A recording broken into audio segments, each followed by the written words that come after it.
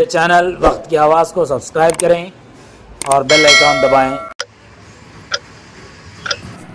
नाजरीन, वक्त की आवाज़ चैनल में आपका इस्तकबाल है।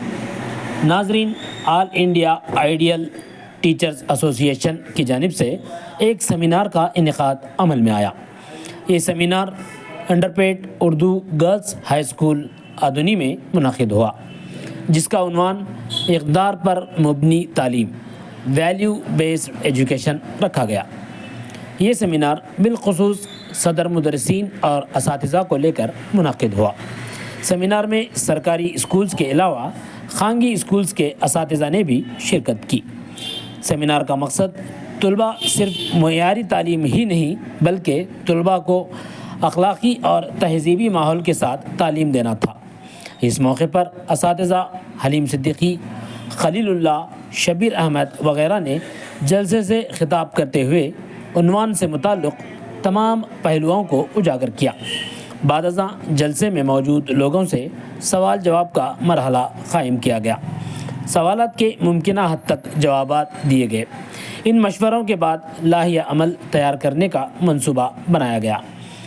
इस मौके पर नूर अहमद साहब सदर मुदर्रिस, नज़ीर अहमद साहब, टीजे उबैदुर्रहमान साहब, मोहम्मद ज़ाकिर जर्नलिस्ट व स्कूल कमेटी चेयरमैन, शारिब मौलाना, मोहम्मद ईसा, मोहम्मद अयूब के अलावा मर्द व ख़वातीन असातिज़ा की कसीर तादाद शरीक रही।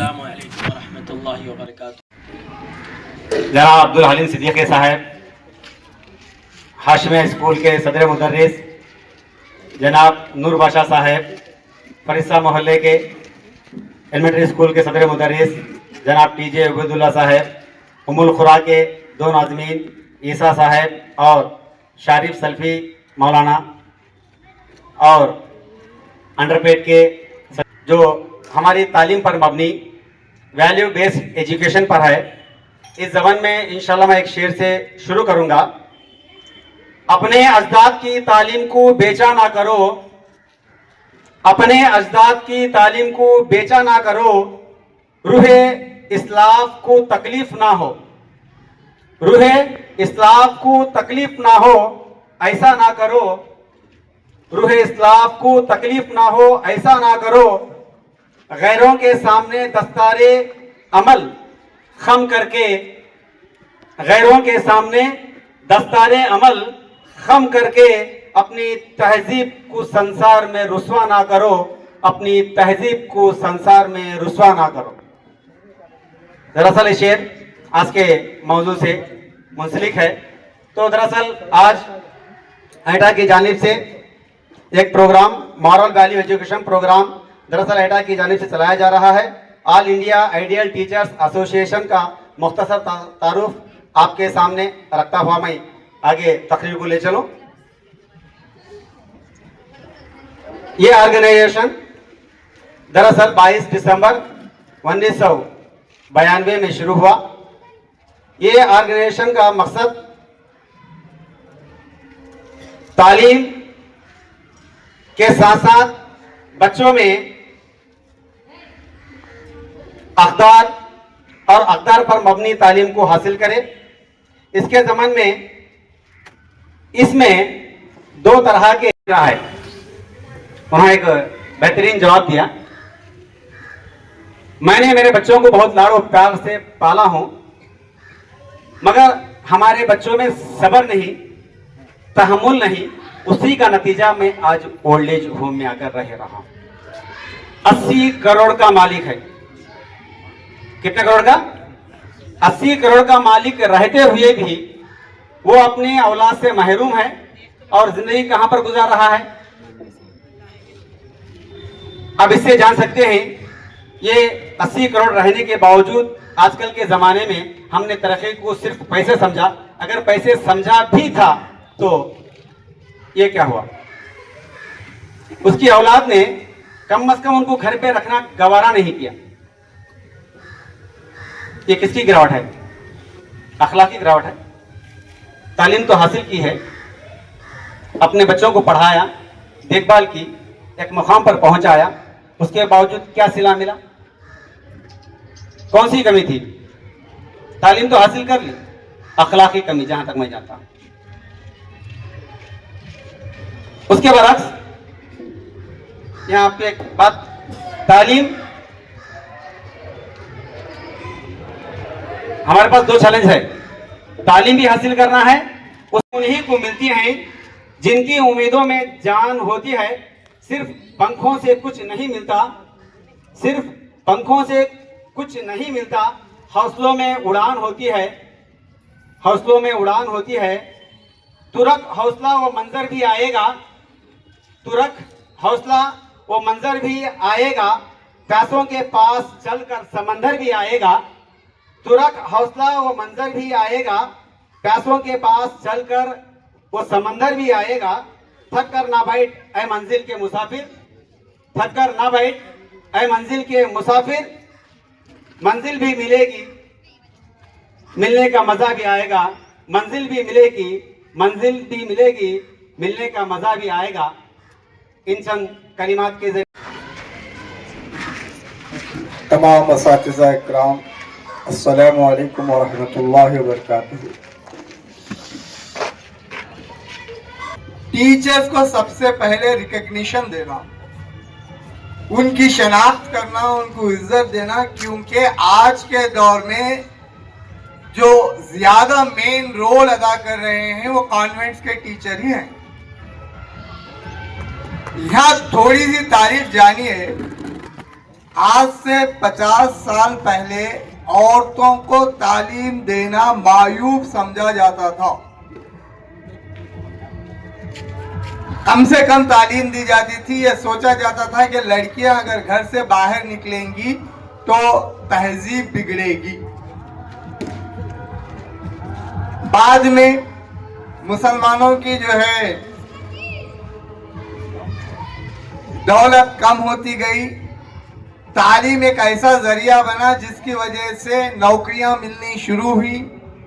हुकूमत ने भी औरतों को ऊपर लाने के लिए 33% का रिजर्वेशन रखा, जिसकी वजह से काफी औरतें जॉब के लिए आनी शुरू हो गई। उसका ये असर हुआ कि मुसलमान लड़कियां भी पढ़ना शुरू हो गई। शुरू में उनको भी जो है आसानी के साथ जॉब मुहैया होते थे, वो लोग भी जो है उसमें शामिल हुए। उसके की ये जिम्मेदारी है कि उन टीचर्स की हिम्मत अफजाई करें, इज्जत करें, रिकग्नाइज करें और उनको जिस चीज की जरूरत है, यानी बहुत से ऐसे टीचर्स हैं जिनको प्रॉपर ट्रेनिंग नहीं है। एक्चुअल टीचर ट्रेनिंग होती क्या है, अगर उनको नहीं है तो उनको ट्रेनिंग दी जाए, ताकि ये वही लोग हैं जो हमारी कौम की आने वाली नस्ल, न्यू जनरेशन को बना रही हैं। अगर वो मुनासिब स्किल से मुहैया ना हो, आरास्ता ना हो, if they are not equipped with that skill, they will not develop those student into that level.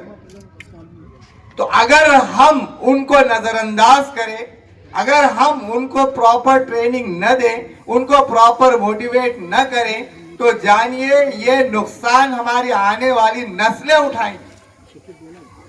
तो फर्स्ट रिकग्नाइज, आज आप अपने आप पर फख्र, आपको पैसे मिलेंगे इसलिए नोबल नहीं कि लोग आपको सलाम करेंगे, इसलिए नोबल नहीं कि आपकी शनाख्त होगी, इसलिए नोबल है कि आने वाले कौम को आप तैयार कर रहे हैं। आप जितने मुखलिस होंगे, आप जितना जो है करेंगे, वही नस्ल आगे जाकर तैयार होगी। टीचिंग एक ऐसा प्रोफेशन है जिसमें आप में आपके ख्यालात, आपका जहन, आपकी जो चीजें हैं आप बच्चों में मुंतकिल कर रहे हैं। You are transferring what your attitude, what values you are having, you are directly or indirectly you are transferring into the student. मैं दरमियान में थोड़ा अंग्रेजी इस वास्ते से इस्तेमाल करना चाह रहा हूँ। बहुत से English medium student they are not aware of the Urdu terminology, और उर्दू मीडियम के स्टूडेंट इंग्लिश टर्मिनोलॉजी नहीं, इस वास्ते I feel it better to talk in dual language so that we will both understand each other. It is the only profession where we are transferring our emotions to the others. एक छोटा सा लतीफा है किस तरह जो है emotions transfer होते। एक शख्स जो है मखरूज था, उसे सामने एक घर में जो कर्ज देने वाला था, एक कर्ज जो सामने का शख्स था उसे पैसे बाकी था, सुबह देने वाला था, उन कई रोज से नहीं दे रहा था, इससे तशवीश हुई, रात में जो है टहल रहा था इधर से उधर उधर से इधर। तो उसकी बीवी रात में उठकर देखी 2-3 बजे टहल रहा है, सो नहीं रहा है, प्रॉब्लम क्या है? तो उसने कहा कि नहीं, उन सुबह मुझे पैसे देना, पैसे नहीं दिया तो कैसा भोट गरम, मुझे नींद नहीं आ रही, सोच सोच कर परेशान हो रहा हूँ। तो उसकी बीवी जो है बोली बैठ। उतनी रात को उसके घर पर गई, उसका दरवाजा खटखटाया, वो उन बाहर आया, तो उससे कहा कि हमें जो है पैसे सुबह तुमने देना है, हमारे पास पैसे नहीं है, हमें नहीं देते, क्या करते कर लो। कब बोल रही? 12:30 बजे, 2 बजे, 2:30 बजे। उसके बाद इन सो गया, जो देना था, जिसको देना था वो टहल रहा है, अब क्या करना। तो ये वो इमोशंस है, जब तुम्हारे पास रहते नेगेटिव इमोशन, जब आप पास करें तो दूसरे पर असर होता, तुम्हें दूर जाते वहां से परेशान होता। तो सिर्फ टीचिंग में पॉसिबल है, इसलिए टीचर्स में सबसे ज्यादा पॉजिटिविटी होनी चाहिए। अगर कोई टीचर क्लास में जाके बच्चे के सामने ये कहे कि आप जिंदगी में टीचर, आप जिंदगी में डॉक्टर बनो, इंजीनियर बनो, बिजनेसमैन बनो, टीचर नको बनो, तो एक्चुअली नेगेटिवली थॉटिंग दैट अगर आप वो बात कह रहे हैं तो आपने अमल क्यों नहीं किया, तो आपकी हर बात का अमल उल्टा होगा। जब आप पसंद नहीं कर रहे हैं किसी प्रोफेशन को, डोंट अडॉप्ट इट, आप उसमें जाइए मत। नहीं मैं मजबूर हूं, मुझे पैसों की जरूरत है, नहीं तो मैं आतिश नहीं थे। आप लोग न सिर्फ अपने आप को तबाह कर रहे हैं, बल्कि उस नस्ल को भी तबाह कर रहे हैं, क्योंकि वैसे लोग बार बार अपनी नेगेटिव फीलिंग दूसरों में जो है ट्रांसफर करते हैं। हमेशा अगर बोल रहे हैं आप टीचर मत बनो, एक्चुअल टीचर आप क्या समझ रहे हैं कि क्लास में बच्चों के सामने जो ठहर कर तालीम दे रहा है वही टीचर है। एक अच्छी तरीके से तालीम देने से हासिल होती, तालीम माहौल फराहम करने से हासिल होती, तो इमोशनल इंटेलिजेंसी के लिए भी माहौल फराहम करना जरूरी है। सेल्फ एडजस्टमेंट, हमें जो है सबर कैसा करना है, अपने आप को समझना कैसा है, दूसरों से कैसा जो है ये करना है, ये बहुत बड़ी है। वरना जिंदगी भर हम ऐसे परेशान रहेंगे, ऐसा महसूस करेंगे हमेशा हमारे साथ ही नाइंसाफी हो रही। ये it is a mind set, ये सबके साथ होता है, लेकिन हमारी फीलिंग ऐसी होती है कि हमारे साथ ही जैसे एग्जाम लिखो हमें फेल्ड होते, कहा तो जो हमारे साथ ही इंसल्ट होता, क्या तो करो हमने सब जने देख रहे, हमने कमेंट करे, इट इज नथिंग, सबके साथ सेम रहता है। ये हमारा अंडरस्टैंडिंग है, इमोशनल इंटेलिजेंस कम है, तो वो लोग हमेशा अपने आप को तकलीफ में पाते, अपने आप को ऐसा महसूस करते हम पर ही प्रॉब्लम है। It is a bad, we have teachers have to train, समझाना बच्चों को नहीं। First basic principle of education is humanistic approach of theory में बच्चों को टीचर से रगबत होना, he should feel freely to approach the teacher. बच्चा अगर पास भी हो रहा है नो प्रॉब्लम, फेल भी हो रहा है नो प्रॉब्लम, पास और fail is not important for them, fail is nothing but he has not learn that thing, that's all. एक बच्चा सीखा, एक बच्चा अभी नहीं सीखा, फेल के माने ये नहीं कि वो नाकाम है, नहीं सीख सकता नहीं है। We can give one more opportunity for him, different type of teaching, he will learn. कभी भी फेल के माने फेल नहीं है। अगर फेल के माने फेल होता तो दुनिया में ऐसे बहुत से लोग हैं जो स्कूल फेल रहे, लेकिन उन्होंने दुनिया में ऐसी कामयाबी हासिल की जो पास होकर भी उनके बराबर नहीं पहुंच पाए। स्टीव जॉब, आज टच फोन स्क्रीन जो आप देख रहे हैं, he is a school drop out. उन्हें टच स्क्रीन पूरी दुनिया को दिया, 100% पास होने वालों ने क्या दिया। तो फेल के माने आप ऐसा मत लीजिए आप कुछ नहीं कर सकते। इमोशनल इंटेलिजेंस सेल्फ संभालने की है। नेक्स्ट जो है सोशल इंटेलिजेंसी। सोशल इंटेलिजेंसी में हमारा communication, understanding the others, mingling with the others, explaining the others, दूसरों के साथ मिलना, दूसरों से हम कौन सी बात को किस तरह कर सक रहे। Communication is very very very important. आपको बात है जिसको हाईलाइट करने के लिए और जिस पर फोकस करने के लिए ये प्रोग्राम कायम किया गया है, चलाया जा रहा है। आज अच्छे अखलाक और गुड कैरेक्टर ही साइडलाइन किया गया है। जो चीज़ साइडलाइन की गई है उसको सामने लाना और उस पर फोकस करना ज़रूरी हो गया है। अगर मेरे अखलाक अच्छे हैं, मेरा कैरेक्टर अच्छा है, तो उसका असर मेरे बच्चों पर भी पड़ेगा। अगर मेरे अखलाक ही गलत हैं, मेरे अखलाक ख़राब हैं, तो चाहे मैं ज़बान से कुछ ना कहूँ, मगर मेरे बच्चों पर उसका ज़बरदस्त असर पड़ेगा। यही बात तमाम टीचर्स और असातिज़ा के बारे में भी सही है। चाहे वह ज़बान से कुछ ना कहें, मगर उनका एटीट्यूड, उनका बिहेवियर बच्चों के सामने जो होता है, वो खुद ब खुद बच्चों पर अपना बड़ा असर डालता है। तो इस वास्ते अखलाक, पहले हम अपने अखलाक बनाएं ताकि हमारे बच्चों के अखलाक बने। ये हमारा मैसेज है। यही अख्तार पर मबनी तालीम है। वैसे तो बहुत सारे कंस्ट्रिक्शंस हैं, बहुत सारे लिमिटेशंस हैं और बहुत सारे ऐसे माहौल हैं जिनमें आप लोगों को काम करना पड़ता है। यानी इंडिपेंडेंटली खुद अपने तौर पर करने के बहुत कम काम हैं जो आप कर सकते हैं, मगर एक चीज़ ऐसी है जिस पर कोई आप पर कंट्रोल नहीं कर सकता, और वो है आपका कैरेक्टर, आपका बिहेवियर। आपके बिहेवियर को आपकी मैनेजमेंट भी कंट्रोल नहीं कर सकती और कोई दूसरा भी कंट्रोल नहीं कर सकता। तो इस चीज़ को आप इस्तेमाल। सर, आज के माहौल में जो है 10वीं जमात और इंटरमीडिएट सेकेंड ईयर कंप्लीट करने के बाद तलबा को जो है क्या आगे चलकर तालीम हासिल करना, किस किस्म के जॉब्स के लिए जो है हम आगे बढ़ना, बल्कि परेशानियों का सामना है, उन लोगों को उस ताल्लुक से नॉलेज नहीं है।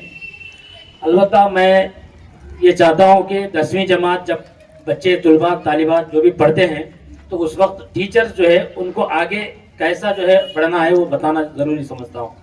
और इंटरमीडिएट के बाद भी जो है अब बहुत सारे बच्चे पास हुए हैं, उन्हें सिर्फ यही मालूम है कि टीचर ट्रेनिंग के अलावा और दूसरे कुछ काम, दूसरे जॉब्स क्या करना है, किस किस्म के ग्रुप्स लेना है, कौन सी तालीम हासिल करेंगे तो जो है उनके लिए आगे फ़ायदा होगा, ये सारी चीज़ें जो है उनके जहन में नहीं है।